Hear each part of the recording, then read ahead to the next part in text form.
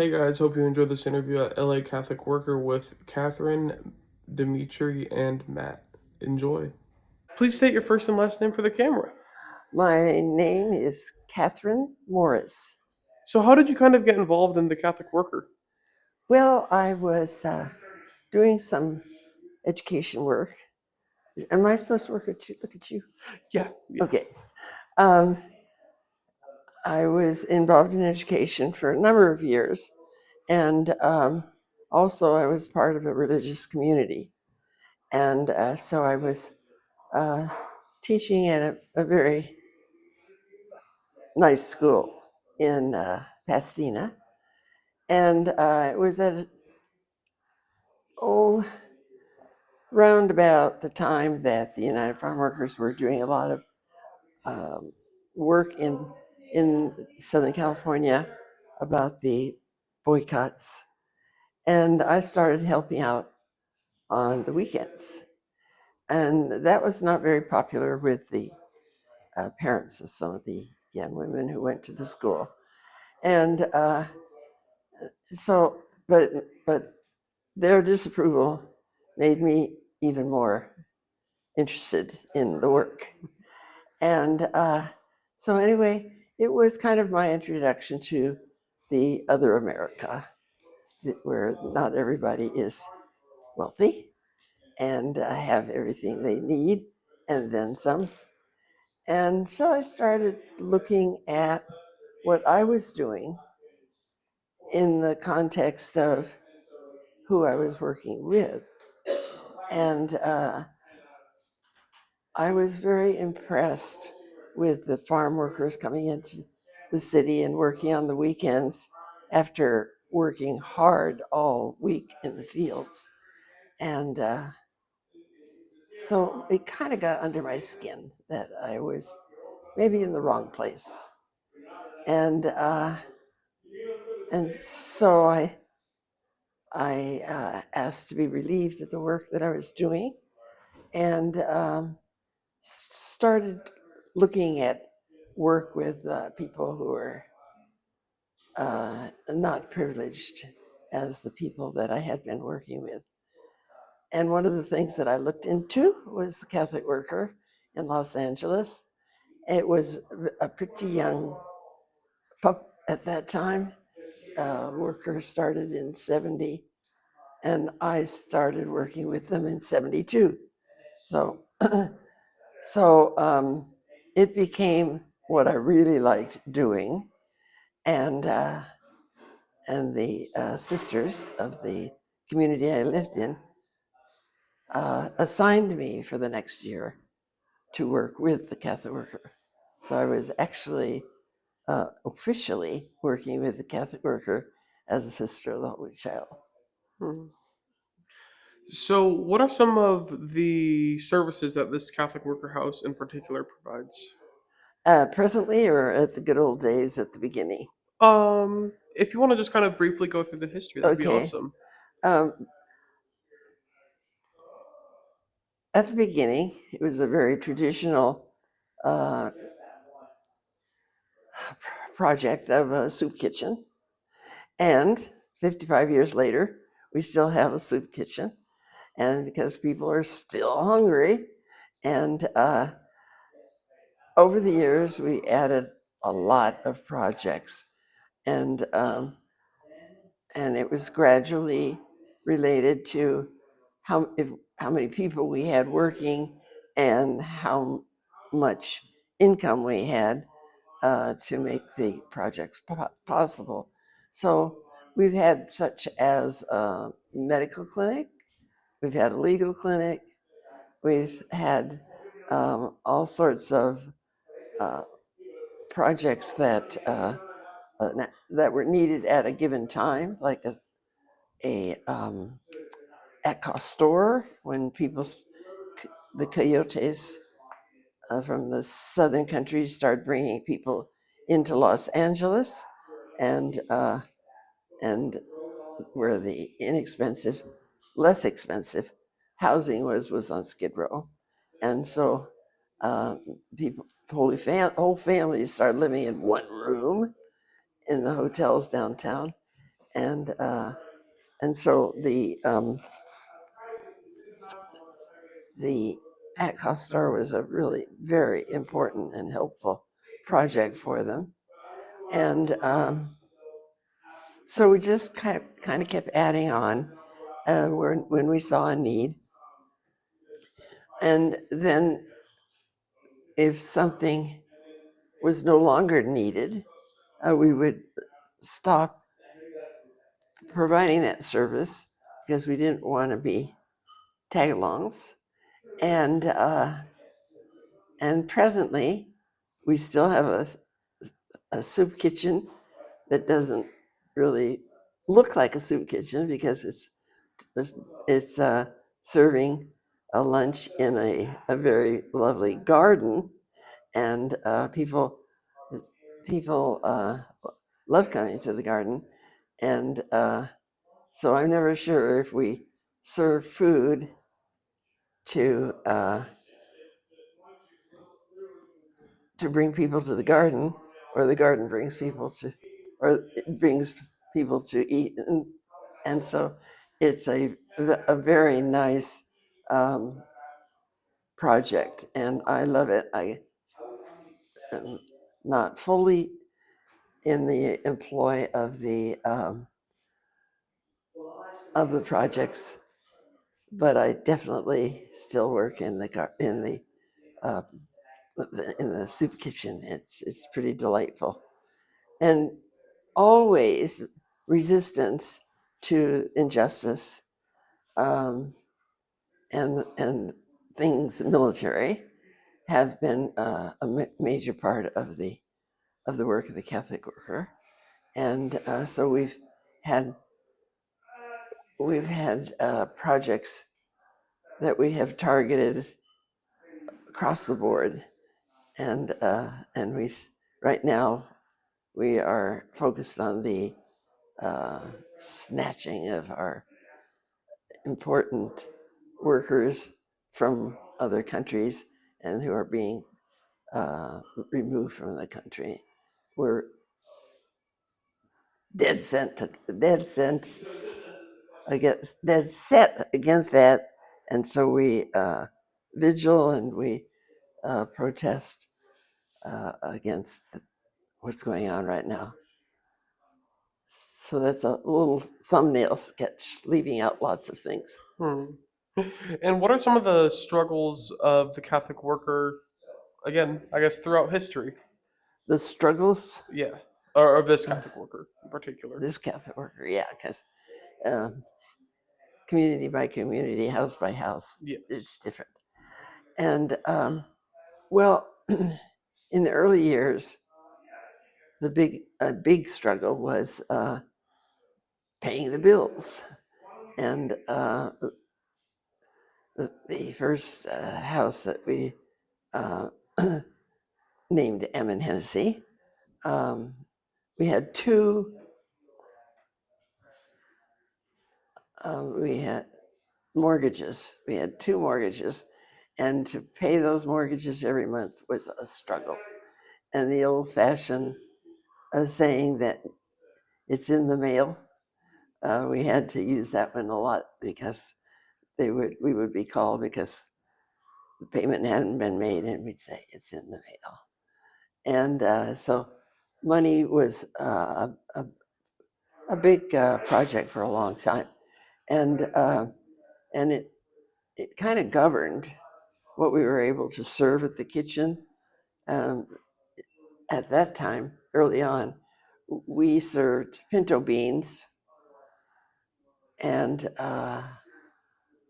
now we have 10 different kinds of beans. And so that was unimaginable in the early days, to have sitting there in bins, these different kinds of beans, because all we could afford was a bag of pintos, a bag of onions, and go from there. So money is an issue. And then at times we have been a very large community, and at times a smaller community. So at the beginning, there was a time when Jeff, Catherine, a young man named Dave Lumian, and some fourth person were the community. And we kept the kitchen going and other smaller projects early on.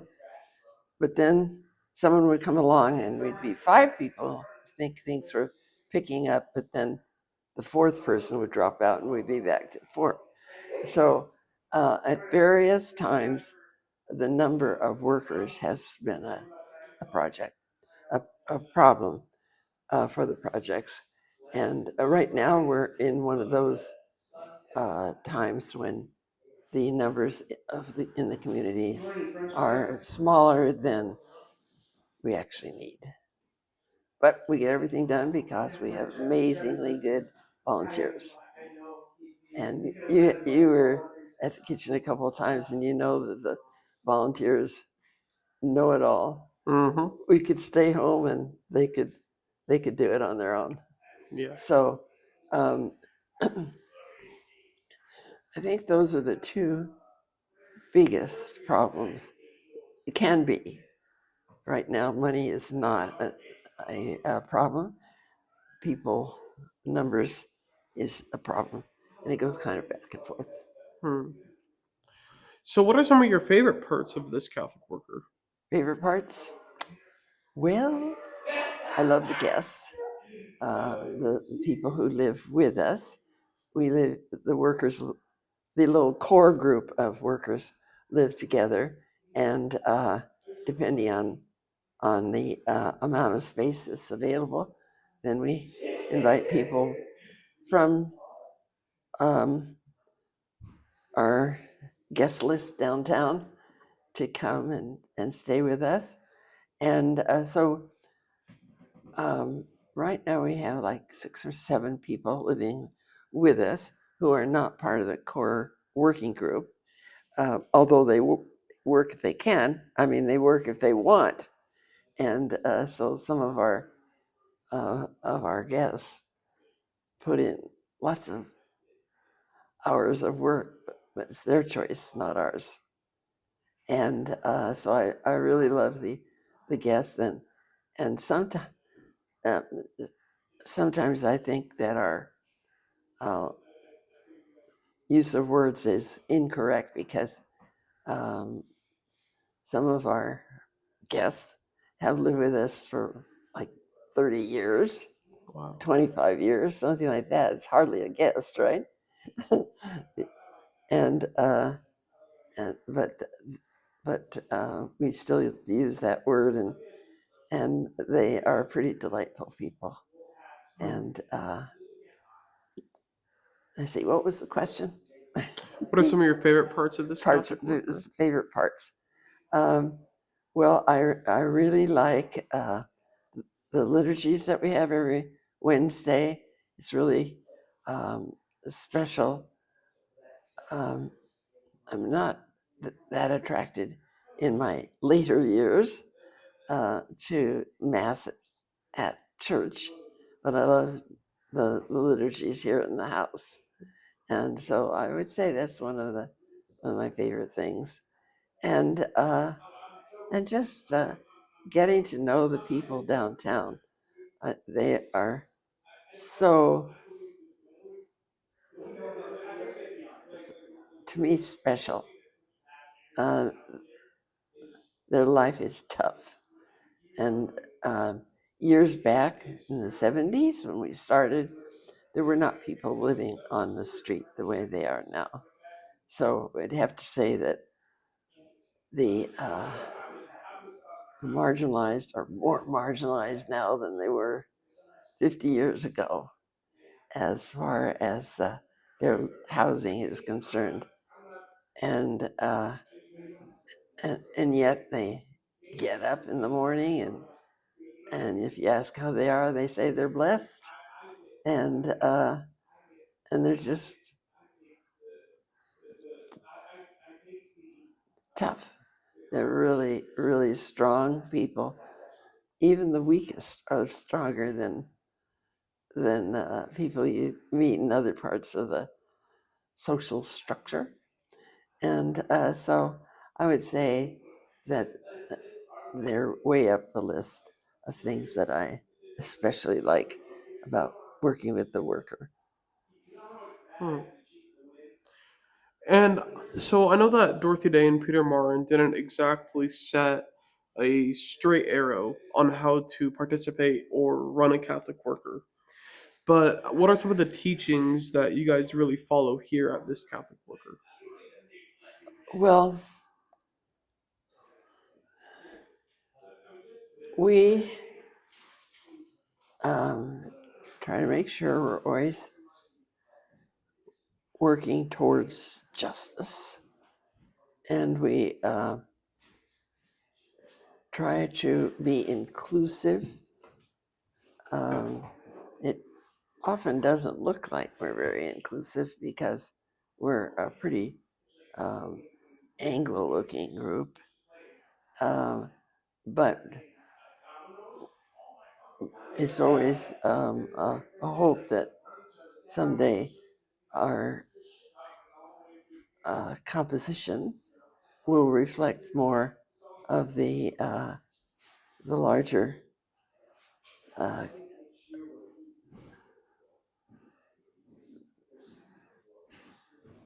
the larger uh, inclusiveness of what I think the creator had in mind.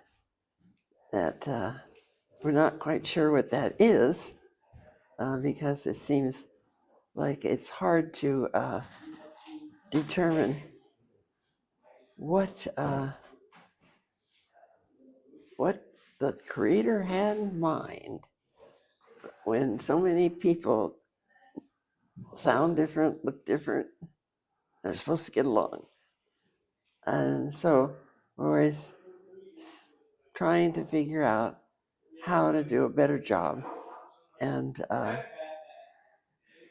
and and work towards inclusivity and justice for all. Hmm. And you've listed many, many ways already.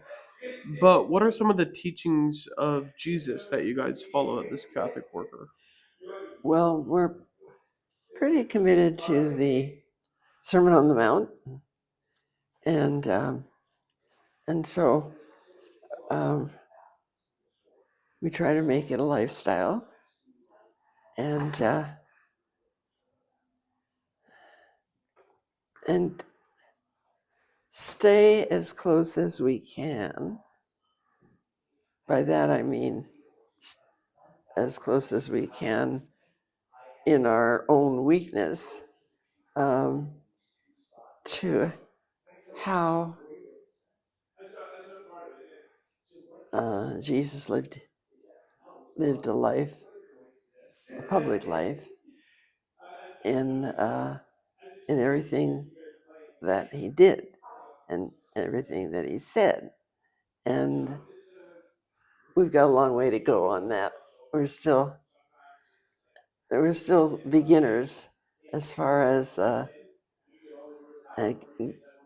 getting it all right.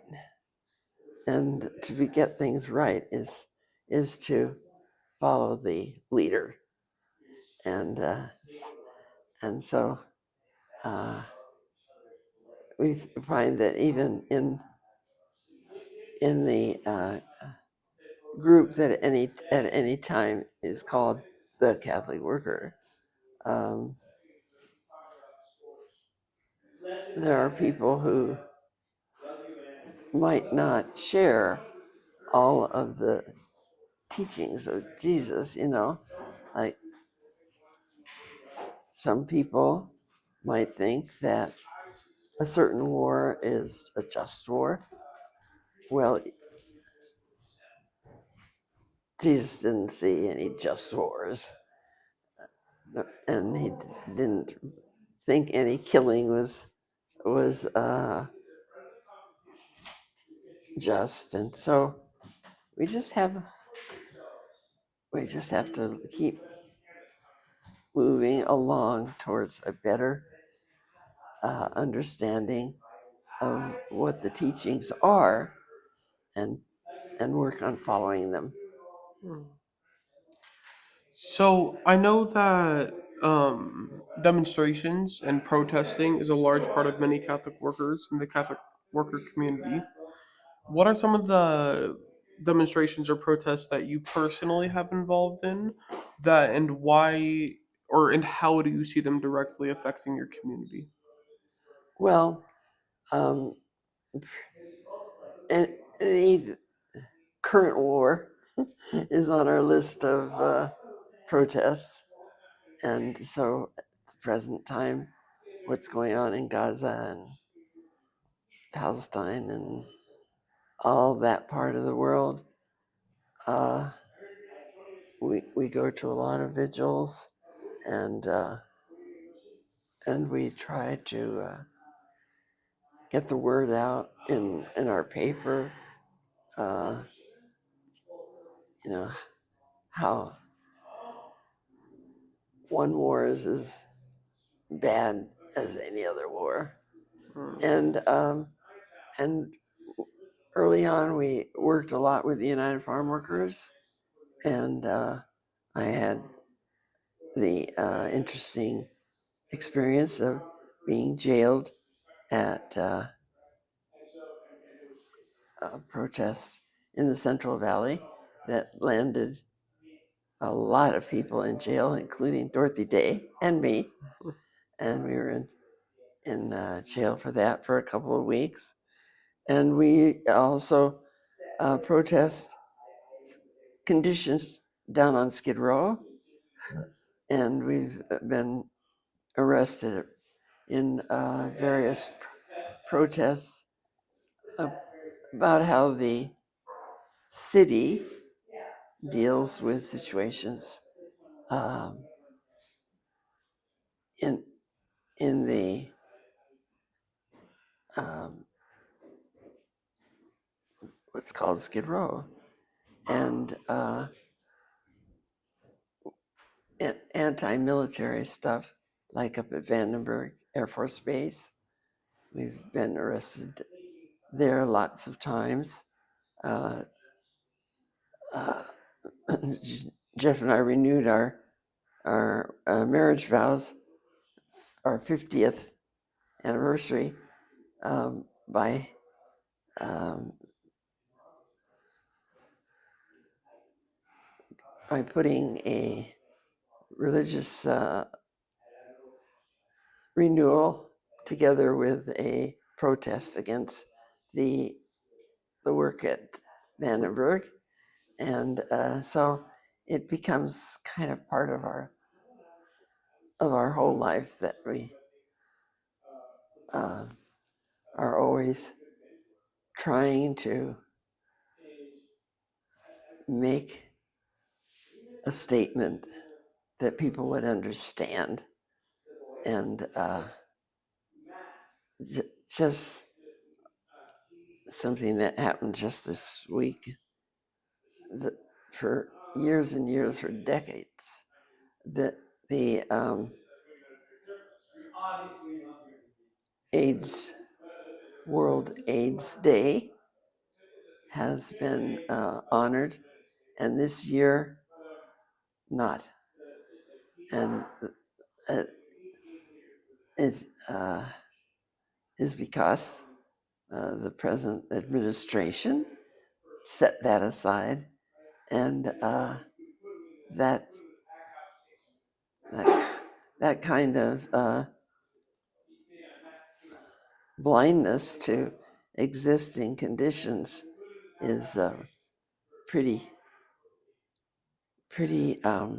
disappointing, because so much work had went into making it possible for people to be more open about the the AIDS, HIV/AIDS issue, and then to have it just a door closed on it is Hmm. not helpful. And so we haven't. This just happened this year, and So we'll have to make sure that we are on the right side of that issue next year when if it happens again, because we didn't even speak out and kind of became aware of it on the day itself instead of ahead of time. So anyway, we're always trying to do the right thing. Hmm. So, if you kind of had one message to give to society, what would that be? One message would be justice for all. Hmm.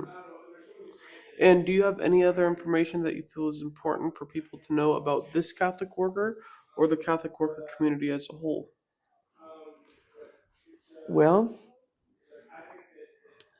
I think it's pretty interesting that at the time that Dorothy died in 1980, there was an article in Time magazine about about her and about the movement. And the question it raised was, now that Dorothy's gone, what will happen to the movement? Mm. Well, we've made it to 2025, and houses are still opening. New houses are opening. There are also houses that are closing, but not many, relatively speaking. But I think that the message is strong enough and still right enough that the movement will continue, and there will be changes and just differences and all, but that what Dorothy started will continue to offer the world a message of never stop trying to bring peace and justice into the world. Hmm. Is there anything else you would like to add? I think that's adequate. If we could get that much done in my lifetime, no, it'll take more than my lifetime. Well, thank you so much. Thank you. So please state your first and last name for the camera. Dmitry Kadiev. All right.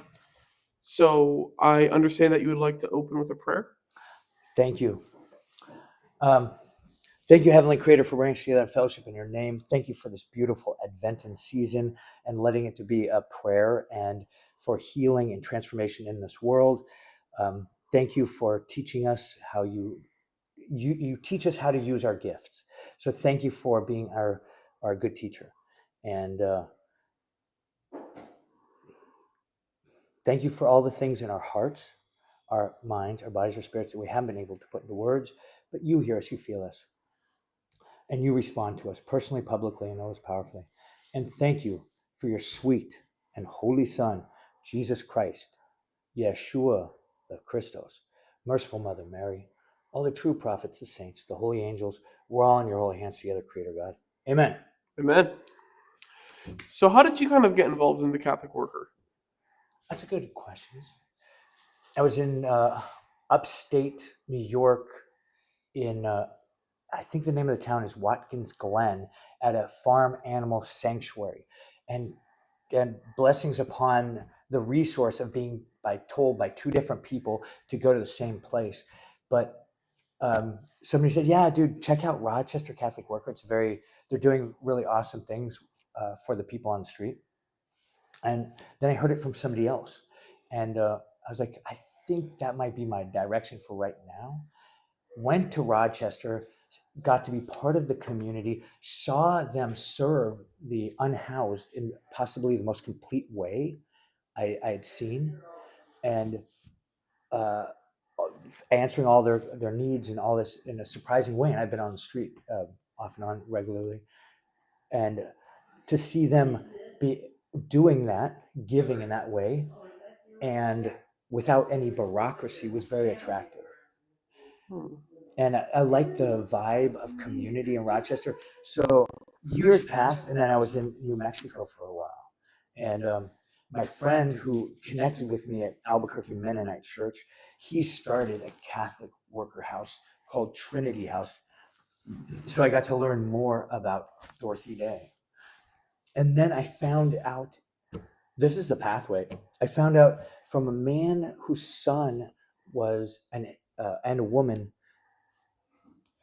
who are connected to this community, whose son was in Albuquerque, and he had a shirt that said, oh, that's not it.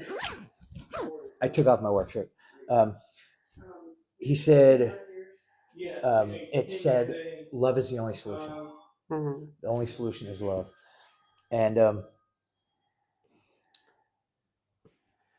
Dorothy Day, LA Catholic worker. And so I was like, well, I traveled through LA a lot because my family is there. And so I did. I visited them and I saw their kitchen, and it was really a big, like, place operation feeding a lot of people. And then they had created a garden like environment on the outside with tables and art and trees giving shade in the hot summer. And I was like, oh my goodness, this is such a jewel. Like, this is a jewel of benevolence, an Mm. oasis for this community, the unhoused street community. And the food is good, and these people, they put care into their food, and the Catholic worker movement, they uh they do the service which propels their intentions or their prayers at the beginning of the day. And I'm like, wow, this is how faith is some can be expressed in a very good way collectively. A great service, a great work that you all do together, and you use it to I don't know, give greater energy to your prayers. You pray in it, but you also walk in it. And that was something. Mm. And so, what are some of the services that you guys provide here at the LA Catholic Worker? They've changed a little bit over the years. Like, there was a time where they could also give dental, but the main focus has been sharing food and some hospitality to people living here. But the predominance of service has been through the culinary arts. And there are other people who know more about the extensive history of all the different ministries they were part of, but they also somehow, Catherine and Jeff, were influential in the free law clinic that grew up in on Skid Row. And then one of the main organizers over at LA Can, which is another big organization, has known them for, what is it now, 30 years, and gave them credit and many prayers and blessings. Um, so that those were some of the services have been on Fridays.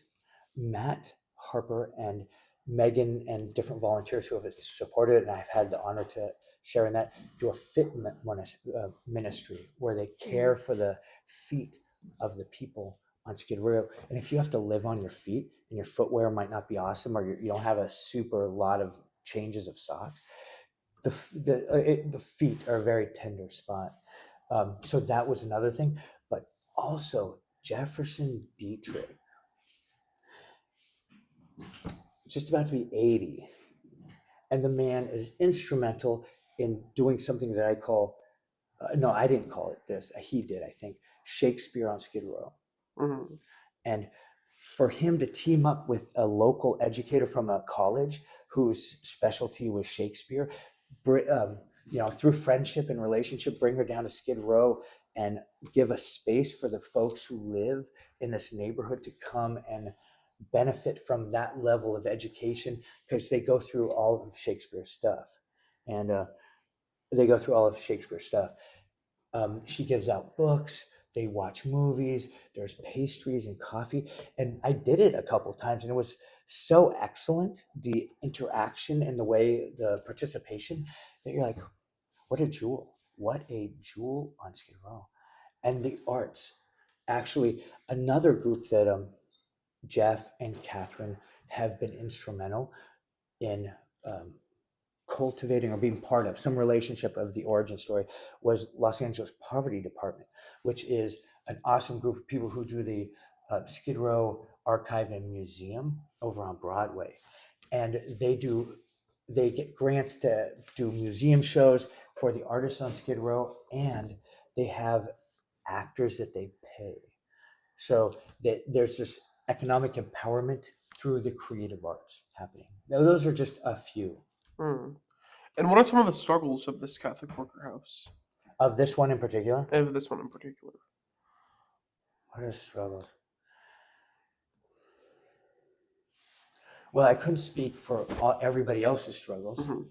but one of the struggles I had not that long ago, actually earlier this year, was my family had crisis because of the fires, and I needed support from them, and so that's my struggle, right? And they showed up so benevolently and abundantly. I was like, I just learned. But I've known them for 13 years, and to see the things that they've gone through, all over, like over 13 years, it's such a dynamic community that the number of people that pass through this to receive services, to give services, to be part of the community, it's a very special dynamic. So you're asking for the challenges. Are you still asking for that? Yeah. Or did you hear an answer? I heard a great answer, actually. Okay, all right. Yes. So let's leave it at that. All right. What are some of your favorite parts of this Catholic worker?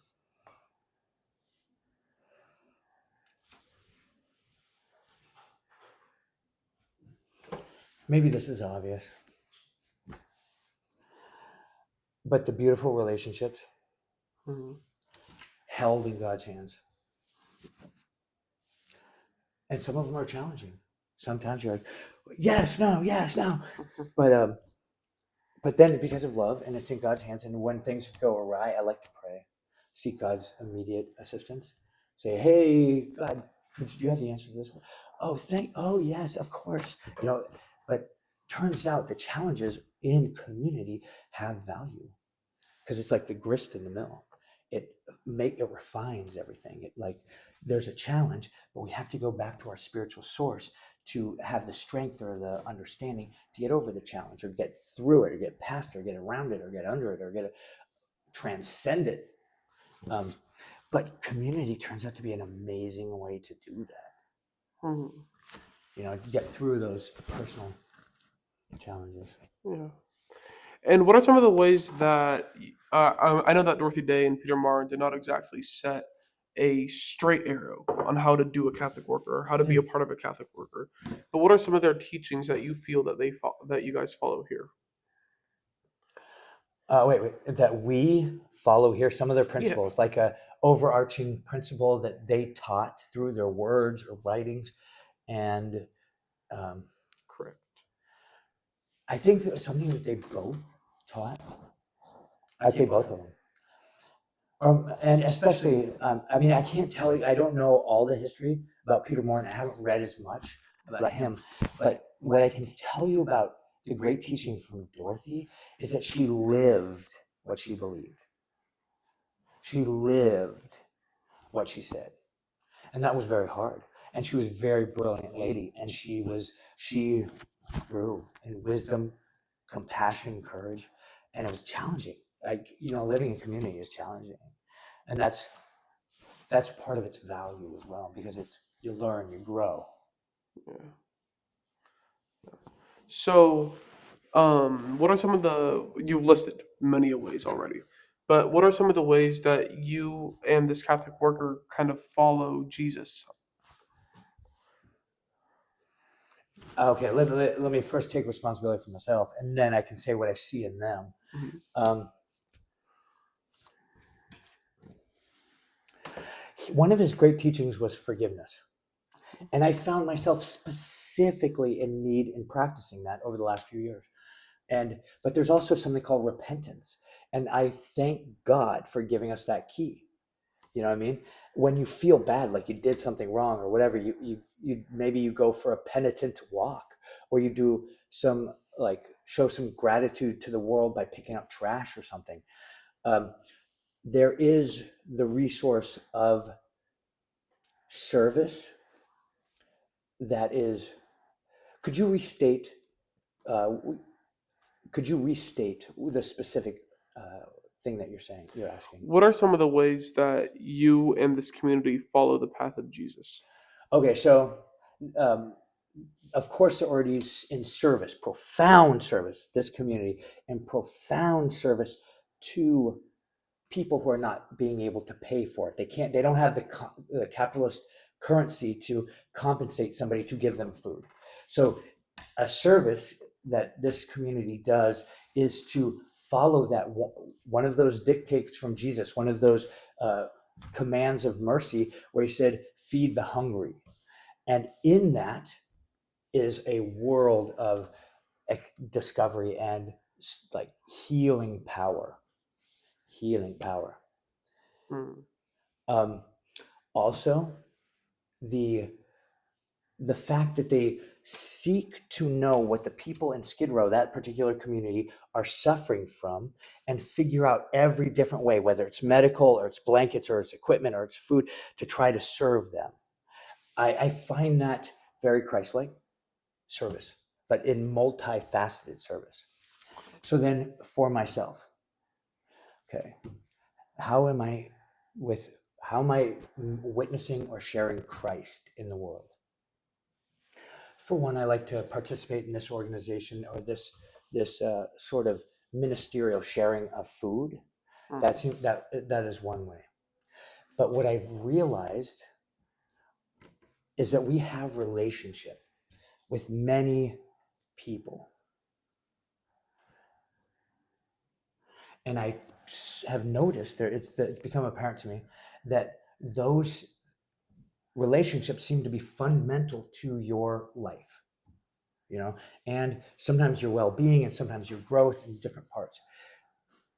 So with God's help, by God's grace, and the holy people, including Christ, and from their teachings, they seem to be teaching us to love each other. And I know I'm stating the obvious to some, but loving people is very challenging at times. Mm-hmm. And when we start to have the challenge of like friction in a relationship, God, should I pray? So service has been one of the great teachings. I have found that there's another spiritual, my beloved brother, I love him. He's right by the Virgin Mary of Guadalupe. That's the scene, right? The unexpected, the movements of the Holy Spirit. So I've also sought to, besides service, follow the guidance of the Holy Spirit, which often has the characteristic of God's grace. And so that's it's relational, it's devotional service, but I found pilgrimage was also a way to get closer to God. If you want to serve God, you want to witness for God. And there's actually many, you can also find peace with, you can bring forth your gift. And everybody has one, including your whole generation has a unique gift and a collective gift. So I would hope and pray that you all find out what your individual personal gifts from God are, because there's a singular one, but it has many facets, and what your collective gift is, because the collective gift will have the healing medicine for some of the poison energy of this era and age, and our faith, and the faith that's passed down from generation, that's real, the authentic faith that's passed down, will have part of that answer as well. Mm. And devotional service is one way that many different traditions they make, like, God, let me give you my day today, and I don't need a paycheck. I'm going to serve somebody who needs help. And there's something so healing. I know I've restated this a few times, but that has been a cool thing for me, is that pilgrimage and service, devotional service. Mm. So I know a common theme within the Catholic worker is protests or demonstrations. What are some of the protests that you personally may have been involved in, Thank you for and asking. how do you see them affecting your community? My community. Thank you, bro. That's such an intelligent political question. Because I was just in New York and I got to be while I was marching pilgrimage with the East Coast Catholic Worker, and then when we came back to the city, there was I think it was called Indivisible, but it might have been the first No Kings, but it was a massive march and it was like tens of thousands of people. And when I walked with these people, I don't know them, but we're in this massive march, you suddenly feel this empowerment of the collectivity. I had that experience in New York. Then I was in Wisconsin, middle America, upper Midwest, and they had a gathering of No Kings in Waukesha County. And 2,000-3,000 people showed up and there's good vibration. People are, yeah, we believe in representational democracy. And people like believed in the Constitution. And they were like, we hold to this value and we like seeing you. And we like seeing who's in this community that believes in the Constitution and the Declaration of Independence. We want to see who still believes in due process, right? And sorry if I made a sound on that thing. It was crooked. Okay. Probably not. And then I got to be in Albuquerque, New Mexico for the No Kings. They said it was a full fat circle of people all the way around 16 blocks. And like, who knows what that number was, but they're estimating at like at least 8, but I'm thinking it was more than 10,000 people, 16 blocks, man. Because I was standing with the band. There was a 3-piece and they were like hopping music and everybody was staying in good spirit. And I never saw the end of the line. It just kept on going. It just kept on going. And at some point I jumped in, but then there was a bunch of more people coming up behind me. I was like, what? Anyways, do you understand the point of how many people? But to see my community, my nationwide community show up in this way, it stoked my fire. The passion of like, hey, dude, we care about each other. My hope is also that we can figure out how not to allow certain nefarious energies to cause people to hate each other. That's my hope, is that we figure out how to talk and communicate and make a bridge. I've been traveling across this country for years and I've learned to speak to different kinds of people, all the whole world, man. I travel globally and you learn like to be able to understand language that you might not know actually, but you're listening to them, their energy, the way they're saying it, you're watching their eyes, you see their hand language. So human beings can communicate on a very high level, and we can even have that's the thing about Peter Morin. Thank you for reminding me. He believed in bringing subject matters, he mentioned it earlier, subject matters up at a circle talk, like at a round table talk. I think that's what he called it. And that's a good way to midrash, where you like chew on stuff and you agree at the beginning not to hate each other, and maybe you even pray at the beginning, you know what I mean? And then you maybe go through something that's challenging, and we can do it. It's called mediation, but there's a more organic sort of vibration to the, hey, we're talking in a benevolent way and listening to each other, or at least our healthy boundaries are not antagonistic to each other. We're just with each other with mutual respect, and we will listen and try to, I don't know, advance our clarity about any given subject matter. And if you kind of had one message to give to the world, what would that be? Okay, the message. So let's go. It's 22. Let's go 25. We can also remove some of the. You originally said 27. Okay. All right. So it's 22. Let's go to 27. So that's going to be a hard spot. Okay. Hard spot. That's the solid line. All right. All right. So what was the question again? If you kind of had one message to give to the world, what would that be? Wow, that's the big question. It is. One message? Mm-hmm. Well, let me live it. Let me live the message that I'm going to give. And it's to be love, to be part of love, to cultivate it, to work towards it, to strive for it, to struggle, to work, to sit peacefully and wait for it to arrive. Whatever is required of it, let us develop it as a culture. You know what I mean? Our spiritual teachers seem to be indicating loving even your enemy. And Buddha had a wise word about it. He said, "You and your enemy are one."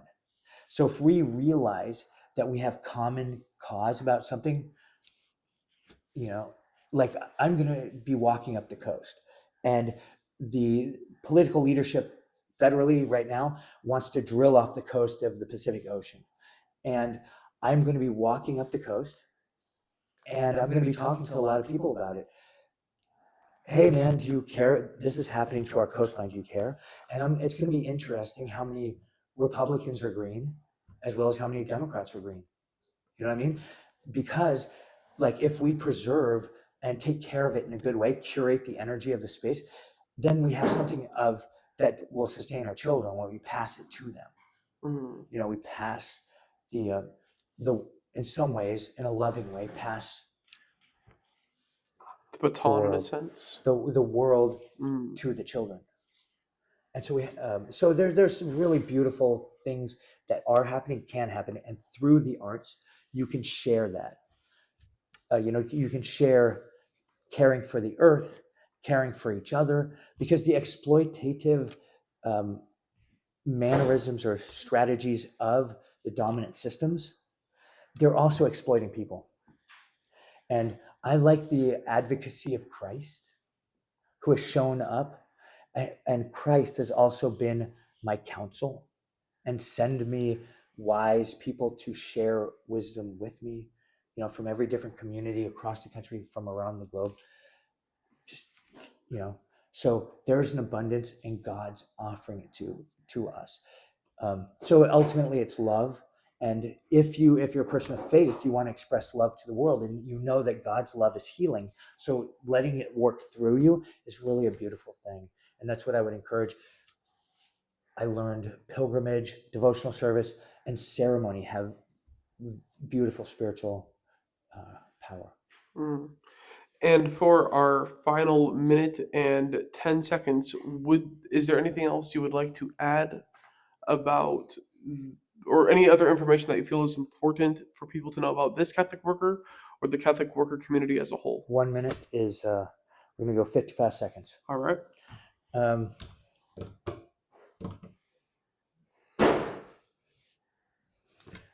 This Catholic worker has been an oasis and a sanctuary, Mm. and a very vital organ in the body of Christ, doing a very beautiful and significant task and meaningful endeavor. And I'm grateful to God to be part of it. Mm. All right. We still have all that time. Look at all that time. I know. 37 seconds. Come on, man. We could consider this. We have free will. We are sentient beings, and we live on a paradise planet. That alone, that kind of love, is so generous of God. But the conflict that people are finding with each other, it can be resolved. That It is can be healed. true. It can be healed. Thank you so much. Thank you, my brother. Please state your first and last name for the camera. My name is Matt Harper. So, how did you kind of get involved into the Catholic worker? I have a few different origin stories. The first that I knew of was in high school. My brother volunteered at the Catholic Worker for his mandatory high school service hours. And many of the things my brother did, I also did. So 4 years later, I followed him to the hippie kitchen. So that was technically my connection story. But a few years after I moved into the house, I found a letter in the basement from my mother to the LA Catholic Worker, affirming their work and thanking them for what they were doing on the day of my 13th birthday. So I guess my mom was also a reason that I got connected here. But it took me to grow up a little bit to feel like this is a life I'd be interested in. And I moved in when I was 27 after years of searching for a place like this. So, what are some of the services that this Catholic worker in particular provides? Yeah, I like to, I think, yeah, in a lot of the world's language, it looks like services. And so that language works. I guess I like to think of it more as like kind of what is the life that we participate in, because the goal, the hope is always to break down as much of the distinctions between the servers and the servees, although that power dynamic remains. So we at the LA Catholic Worker currently run a soup kitchen 3 days a week where we provide food and water and basic hygiene supplies to folks on Skid Row. 1 day a week, we do foot care where we wash and clean folks' feet. We run a house of hospitality where we live in community with a range of people who are either committed to doing this work full time or have been doing this work and are semi-retired or didn't have a place to live. And as we built relationship with them and had extra space, we invited them to be here. So the House of Hospitality here.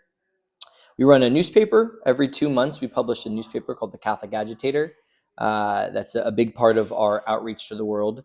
But we also, in this theme of comforting the afflicted and afflicting the comfortable, try to create opportunities for folks who would never otherwise come to Skid Row, whether that's a high school group, a college class, a confirmation class, to have some interactions. So we invite folks to our Wednesday night liturgies to come experience a home church in a different way. We invite folks to do what's called a talk and walk, where we explain about the history of Skid Row and the work that we do, and then invite folks to come pass out supplies to the folks that we serve downtown so that they can get an up close and personal experience. And then we talk at churches and schools and things like that, doing whatever we can to try to bring the values that we live by to places that maybe aren't always convinced that we can live them out so faithfully. Mhm. And what are some of the struggles of this Catholic worker? I think, like most Catholic workers, one of the struggles is to find people who want to do this work in the way that we do it, with a more serious commitment. There's a lot of ways to do this work. We have a wonderful group of folks who come and volunteer once a week or once a month. Another wonderful group of folks who donate to us. But I think getting folks who want to try to give this a shot for more than a few weeks at a time, that's often one of our struggles. I think one of our struggles is how to bring the mission of the Catholic worker to life today, both in terms of what are the unique needs in our communities that we need to try to figure out how to serve, but also how do we grow this movement in a way that doesn't just keep us locked in some kind of reenactment of what they did 90 years ago, but tries to evolve the nuance of our thinking and analysis, the nuance of how we're building relationships and building structures of accountability. So I think one of the challenges that we have is that. I think one of the challenges we have is that we are a group of people, most of whom do not have experience being homeless or unhoused, many of whom come from more economically stable communities, serving folks who are not that. We have a lot of folks who come to this work who are white, serving folks who are not white. And so there's inherently a lack of understanding of the experiences, of the realities. And though we do, I think, try really hard to bridge those gaps, there is some power dynamics, there is some unconscious biases that can show up. So I think that's a struggle for us. And I think the other struggle is, we've inherited a lot of really incredible and wonderful projects that have been going for 40, 50 years here. And we have a dwindling number of people. So it's how do we take the people we have to continue the things we've committed to, but also the people who are here have unique gifts and talents and desires, and they don't always have the chance to develop those and to invest in those because we're so busy with these other projects we've run. So it's this balance of how do we shift some of the things to honor the needs and the skills of people here, while also honoring our history, our tradition, and the fact that consistency is valuable for our friends downtown. Those are just some. I could probably go for hours with challenges and struggles, but that's inherent to the work. It doesn't deter us. And in fact, I think our willingness to dive into them and to engage them is one of the reasons why I think we continue to grow as a community. Mhm. And what are some of your favorite parts about this Catholic worker? Yeah. So in some ways, the Catholic worker caters to my less healthy sides. I have a tendency towards a hyper focus on work, and there's always work to be done here, and so I can consume myself in the work side of things. But one of the favorite things that we do, that, for me at least, is our foot care program. Because unlike our kitchen days where we have a number of responsibilities where we have to do 20 things at one time, for foot care, I get to sit at the feet of someone for 30 to 45 minutes. I get to give them all of my attention. I get to chat with them and them alone, and I get to serve them and them alone. And that is just a sacred space for me, of just being present, of being attentive, of being curious and inquisitive if folks are interested, or letting them sleep if they're tired and they just want to sleep there. But it's one of the few places where I feel like I just get to be. And that's really special to me. Our Wednesday night liturgies are also one of my favorite pieces. I love that we try to create a space where people can bring a diversity of faith practices, and celebrate together. Now, our liturgies are predominantly Christian, but we have created alternative liturgies for folks who are interested in trying other things. We bring together a wide range of people who recognize the value in building and spiritual community together. And it's just a great opportunity for community building and connection. And as a hyper extrovert, I love me an opportunity to do that. And then I think the last piece, that I love, but I'm also, I have so many questions about, is we run a newspaper. And for me, the opportunity to put into words, to reflect and to write about how my faith and my political values or orientation meet the people who we encounter each day and the experiences of their lives, as a way to try to educate, to inform, to encourage, to inspire people who are not necessarily doing this work to think about those same things as well. I think any opportunity we have to support the formation of other people is not only valuable, but also really life-giving, because it's also a chance for them to inform and educate and transform us. And in that interchange of people, some really sacred things can happen. Mm. And I know that Dorothy Day and Peter Marin didn't exactly set a straight arrow on how to run a Catholic worker Yeah. or how to participate in a Catholic worker. But what are some of the teachings here that you, what are some of their teachings that you kind of live with here? Yeah. They didn't want houses of hospitalities to be the long-term solution. They didn't want a social service provider to be the one providing all the services in the community.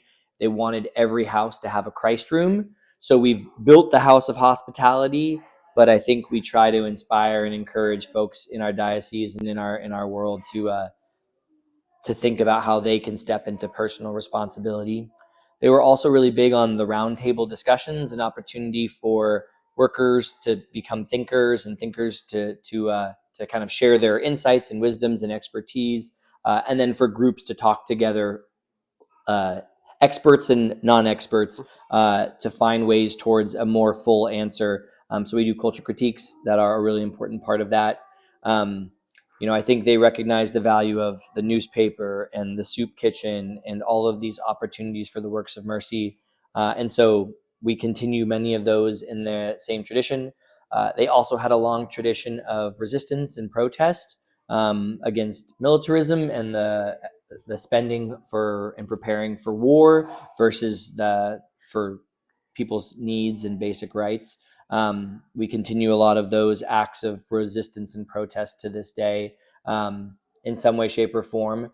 One of the core values of the early worker movement was personalism. So rather than waiting for an institution like the church or the government to save the world, they said, what can you do right now, following Jesus's thing of when you see someone hungry, you feed them.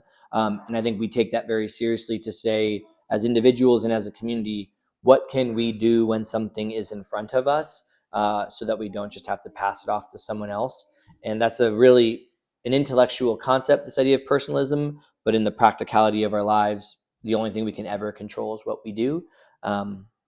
So it's kind of fun to find that balance between fighting against systems that should be meeting the needs of our community, but knowing they will never save us. So in fighting our communities and ourselves to be like, how can we be parts of the solution? Mhm. And you've listed many, many ways already, but how do you kind of see yourself and this house following the path of Jesus? Um, I would say, not everyone here identifies as Catholic or Christian, and that's beautiful. But I do think for me, the witness of Jesus is a helpful North Star. Um, and the sides of Jesus that we like to remember and the sides of Jesus that are more complicated. I think about Jesus overturning the moneylenders' tables, and I think, in what ways are we, maybe physically, but also maybe more in conversation, in questions and stuff, flipping the norms of our society or pushing on them and asking questions. So I think we do a good job asking questions. Um, at our best, moving with compassion and mercy to folks who maybe don't see the world the way that we do. I think Jesus had a profound sense of grace for people who didn't agree with him, but he knew there was an invitation to relationship and to transformation. So at our best, I think we do that. Um, uh, we try to ground ourselves in spiritual practices, individual and communal, a recognition that what is being done is beyond our power, beyond our control. And so recognizing that we rely on something greater than us is something I think we try to do. And then the works of mercy, we try to be the innkeeper on the Jericho road who has a wounded person brought to them. We try to be the bold truth teller that Jesus was. We try to gather in community with people, knowing this isn't anything that we can do alone on this earth. Um, it's a good question, and I'm sure that there's plenty more we could be doing to try to follow his example. But fortunately, the movement gifts us with a lot of helpful structures and ideas and encouragement that makes us follow him a little bit more closely than we would have otherwise, probably. Mhm. And I know a very common theme, as we were kind of talking about earlier, throughout the Catholic worker is demonstrations or protests. I also know it's semi uncommon for entire houses to participate them or in them at once. So, what are some that you've personally been involved in, and how do you see them affecting your community? Yeah, there's. I don't remember the person who said this, but one of the people in movement history was asked kind of if they are protesting to try to change the world, and their response was more that they were protesting to try to make sure that the world didn't change them, that the values, the beliefs that they held, that our world is constantly inviting us to give up on, to lose faith in, to compromise on. Um, and so I think one of the things that I look at, a victory of sorts, is that, like, I continue to be heartbroken at the way that our world throws people away and denies the basic dignity of all people. I continue to be angered that the resources that our communities create and build are not always shared to meet the needs of our communities, but are sometimes invested in things that cause harm in our communities. So specifically, things that we've been a part of in my time here. We were part of a big campaign in the last 9 years that was trying to address the lack of toilets and health infrastructure on Skid Row. We tried to bring a toilet signed by our residents at Skid Row into the mayor's office, and we blocked the bathrooms in City Hall to try to say that if the city council members thought that Skid Row residents shouldn't have full-time access to bathrooms, we didn't think they should have full-time access to bathrooms either. One of our housemates, Caleb, chained himself to a building and fasted for all of Lent, because the building could have been turned into affordable housing, but they were not slating it to do that. We go to Vandenberg Space Force Base every year and protest not only the presence of nuclear weapons in our country, but that this is a place that they test dummy nuclear warheads every year, causing incredible harm to the Marshall Islands, the people there, and the atoll reef there. So we protest against that. We stand with striking teachers and striking food service workers and hotel workers. Right now, we have some friends who are trying to form a teachers union for the non-tenured teachers at a Catholic college, and their administration has refused to come back to the bargaining table. So our resistance has looked like trying to stand with the teachers to their right to unionize and the right to a dignified wage that meets their needs. So a lot of what we do is we stand witness. People get to live their lives and not think about all of the crap that is going on in our world, that our nation, our government, our churches, our communities have played a part in perpetuating. And so we like to be a reminder to people that if you are going to go try to live your life, we are going to invite you to remember and to think about these things. So whether it's a lack of affordable housing or the corruption of our city council members who are now spending time in jail for taking bribes, or whether it's our church's silence on the violence in Gaza, whatever it may be, church's silence around the kidnapping of immigrants off of the street, although that has improved, the church has taken more of a stand. We try to remind them of their responsibilities. Do we have a lot of wins to point to? I don't know. I don't know how you define wins sometimes in these complicated struggles. But we try to remain faithful to the witnessing to a different world, a better world, one that looks a little bit more like the one Jesus invited us to. And along the way, we have things to celebrate. So I'm at least grateful for that. Hmm. And if you kind of had one message to give to people, what would that be?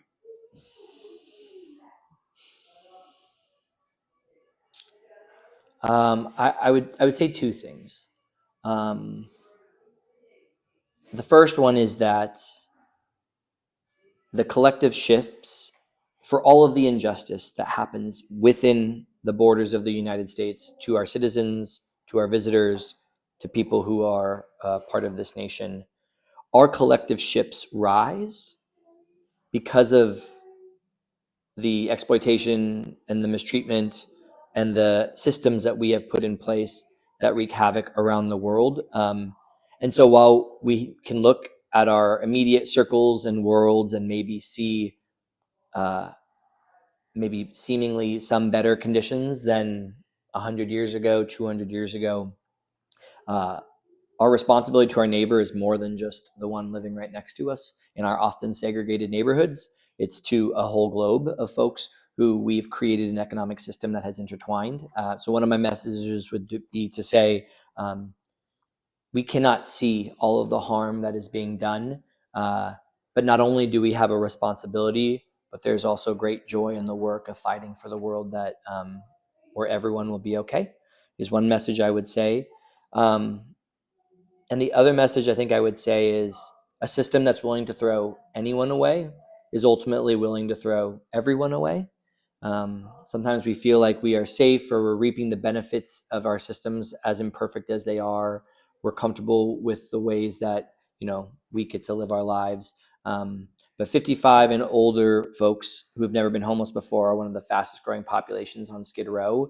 So we have, people whose Social Security doesn't pay their rent anymore, and they're now living on the streets of our city. It's not just because folks have mental health problems or addiction problems or whatever it may be.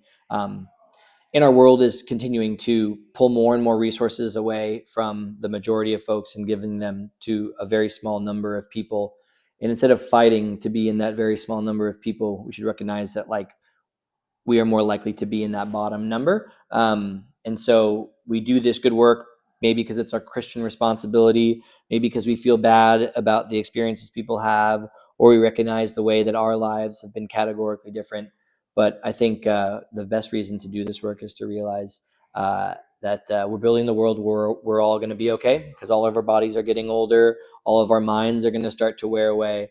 And the only thing that will take care of us in our old age is the communities that we build around us, not the structures in our world. And so we can do something about it.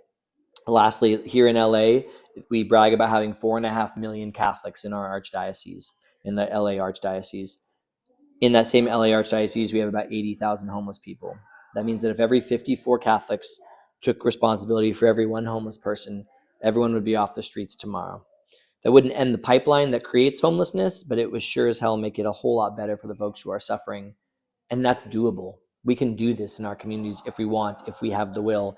We don't have to wait for anyone else. And as a small community that's taken a number of people in, I have found that like it's actually some of the best people I have ever met are the folks who I'm privileged enough to live with, who I wouldn't have otherwise lived with.